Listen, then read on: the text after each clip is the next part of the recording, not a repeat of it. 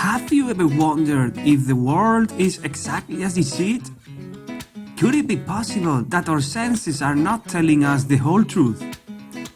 These are deep philosophical questions, but they are also a hook to dive into the inner workings of our brain.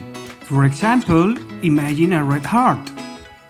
There are slightly different variants of the red color. In this moment, everybody who is watching this video should hold a red heart in their mind. But are all those red hearts exactly the same color? Do we all think or even see the same red? And what if it could be possible that we see things that are not really out there? I don't mean hallucinations that happen under the effects of certain drugs. I mean right now. Could you see something in front of you that is not really in front of you? Does this sound weird? Wait a second. Look at this image. Do you see there's something weird? Check the circles at the intersections.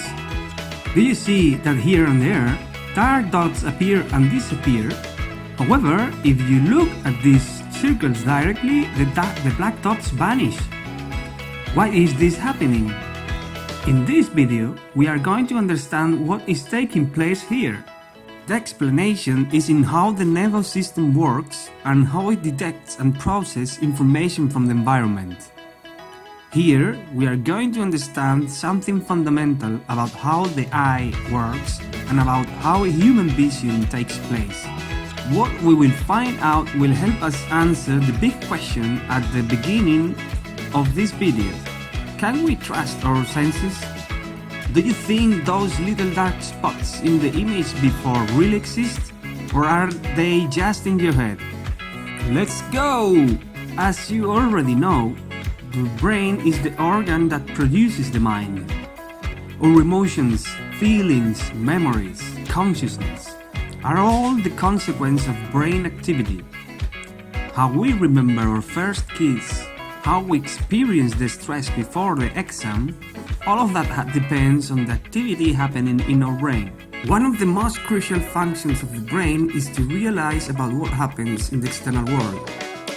This happens through sensory perception, a complex process that begins in the sense organs, which catch the stimuli and send information to the brain, where all those stimuli are assembled and interpreted. Sensory perception is very important for the organism to behave in a way that is coherent with the environment. It is crucial that responses take place on time. Imagine that you are walking through a savanna full of hungry lions.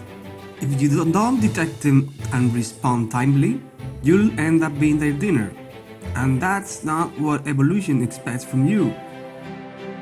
Nevertheless, sensory perception is not always infallible. Sometimes there is no single interpretation and there are ambiguities, like in these images. How many prisms are there? 3 or 4?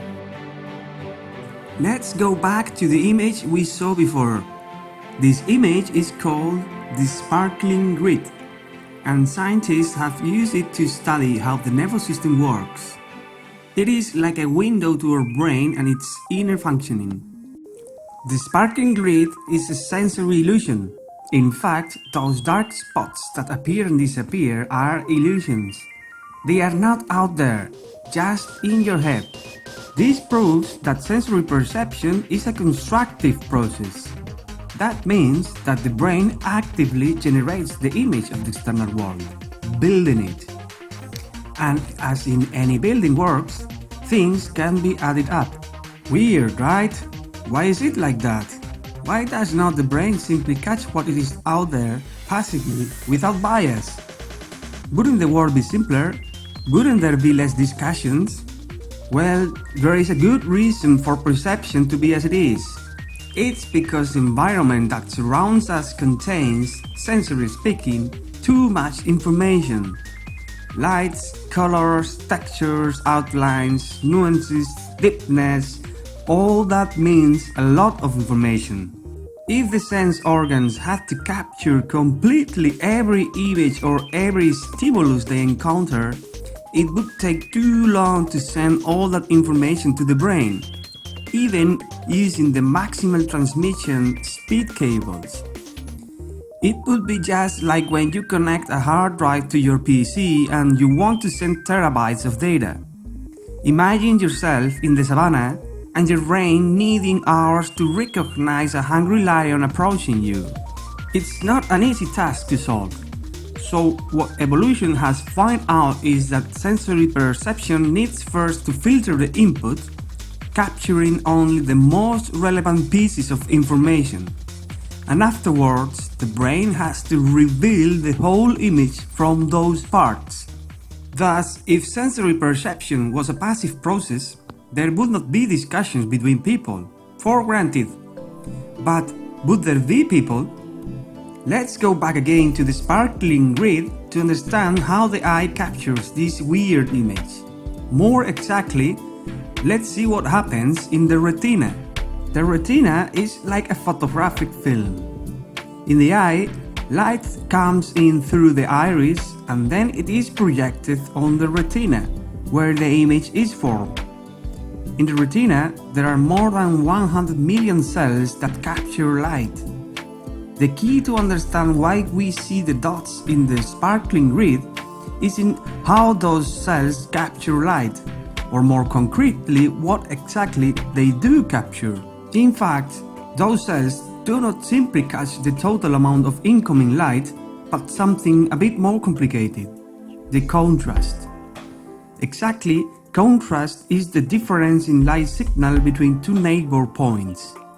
Between black and white, contrast is maximal, and it drops as both signals get more and more similar.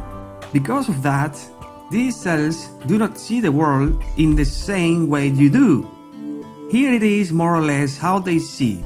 By detecting contrast, these cells are specialized in finding outlines of objects. This is useful if you want to pick a cup. You need to know where its outline is so to grasp it correctly. It's also useful to identify objects, for example again, the lion in the savannah. That's why camouflage is so frequent in nature, to mask outlines and keep organisms hide. We are now just one step ahead of understanding the sparkling grid illusion. The reasons we see the dots is exactly the same physiological process by which the cells in the retina detect contrast. Such process is called lateral inhibition. And how does it work? You may guess it from its name. The cells in the retina inhibit their neighbor cells, and they do it proportionally to the light signal they receive from the external world. That is, these cells first catch light, and then their activity is stimulated, and then, before sending signals to the brain, they inhibit other cells. As you may guess it, this is exactly how a filter works. As lateral inhibition happens reciprocally between different neighbor cells, they establish a sort of competition in which only the cell receiving the brightest light stimulus sends information to the brain, because it silences the other cells, preventing interferences. What happens then in the retina when we see the sparkling grid? Let's look at this simpler version to understand it better. If you see it carefully, you'll also perceive gray dots at the intersections between white corridors. Let's look at one intersection, because the same happens elsewhere. And remember what happens to the image as it enters the eye. Basically, it is projected on the retina, where it's fragmented like a puzzle so that each cell captures a different part of the image. Now you are seeing the set of cells that capture exactly the intersection. If you see the top row, the cell in the corridor is stimulated and, by lateral inhibition, inhibits the two cells at both sides and also the cell at the intersection. The cells catching the black blocks are not stimulated, as black is the absence of light. Therefore, let's focus on the 5 cells that send to the brain information about the white parts of the image. Now look at the central row. In that row, the cells at both corridors behave exactly as we just have seen before. What's interesting is what happens in the cell at the very intersection. This cell receives the same amount of light than those at the corridors, but it also receives more lateral inhibition. If we now look at the output from these 9 cells, we'll see that the cell at the intersection sends to the brain a signal that is less intense. That's why the brain interprets that it is darker at those parts of the image, and then the dots appear. But why the dots disappear? If you look directly to the intersections, the dots are not visible. This happens because when we look directly, we use the central part of the retina, called fovea. Here, there is a higher density of receptor cells that produce a higher resolution and more detailed image. There is no lateral inhibition in this part of the retina.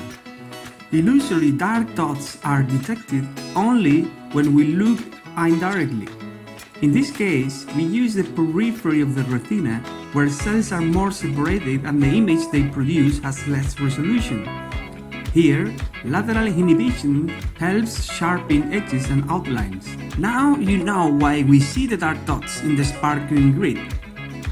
Basically, what we see in a particular part of an image is influenced by what is surrounding that part, at least in certain circumstances. Then, if perception works like that, if we can see sparkling dots where they aren't, can we then trust our senses? Well, the answer depends on how you understand this question. We must reach a balance. If we go back millions of years to the time of our ancestors, our senses and brain have evolved during a very long time so to produce a behavior that is coherent with the environment and to avoid hungry lions in the savannah. If our ancestors could not detect dangers, we would not have been here now. Actually, it works exactly the other way around. The dark dots in the illusion tell us about the solution for a great evolutionary challenge: how to perceive a complex world and how to respond quickly. It's a great dilemma. The workaround has been a creative perception where interpretations and optical illusions are possible. Thanks to that, an image can touch our hearts or let us indifferent. And in certain circumstances, we can see dots that do not exist.